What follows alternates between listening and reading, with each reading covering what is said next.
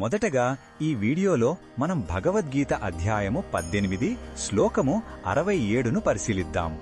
గీతలోని అత్యంత రహస్యమైన జ్ఞానాన్ని ఉపదేశించిన తర్వాత శ్రీకృష్ణుడు ఈ జ్ఞానాన్ని ఎవరితో పంచుకోకూడదో స్పష్టం చేస్తున్నాడు. జ్ఞానం విలువ తెలిసిన వారికే దానిని అందించాలని ఈ శ్లోకం మనకు మార్గనిర్దేశం చేస్తుంది. మొదటగా ఈ పవిత్ర శ్లోకాన్ని భక్తితో విందాం. ఇదం తే నా తపస్కాయ న భక్తాయ పదాచన న చాశుశ్రూషవే వాచ్యం న చ మాం యోభ్యసూయతి.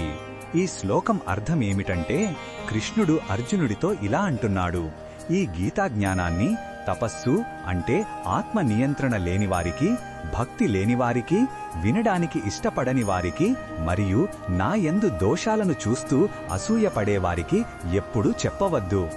ఇది జ్ఞానాన్ని దాచమని కాదు, దాని పవిత్రతను కాపాడమని. విలువైన వజ్రాన్ని దాని విలువ తెలియని వారికి ఇవ్వడం వలన ప్రయోజనం ఉండదు. అలాగే ఈ దివ్య జ్ఞానం కూడా సరైన అర్హత ఉన్నవారికే అందాలి. ఈ శ్లోకంలో ఉన్న భావం మనకు ఏమి చెప్తుందంటే, ఆధ్యాత్మిక జ్ఞానమనేది కేవలం సమాచారం కాదు, అది ఒక పరివర్తన శక్తి. దానికి తగిన గౌరవం ఇవ్వాలి. స్వీకరించే వ్యక్తిలో వినయం, శ్రద్ధ, భక్తి వంటి గుణాలు ఉండాలి.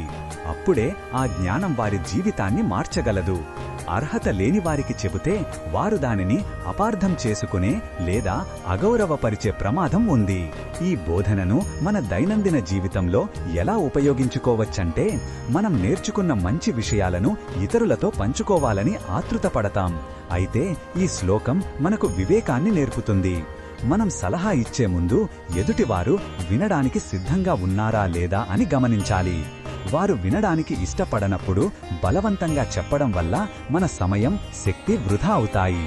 మౌనంగా మన ఆచరణ ద్వారా మార్గం చూపించడం ఉత్తమం. మరిన్ని భగవద్గీత శ్లోకాల అర్థాన్ని తెలుసుకోవాలంటే మా తదుపరి వీడియోలను తప్పకుండా చూడండి.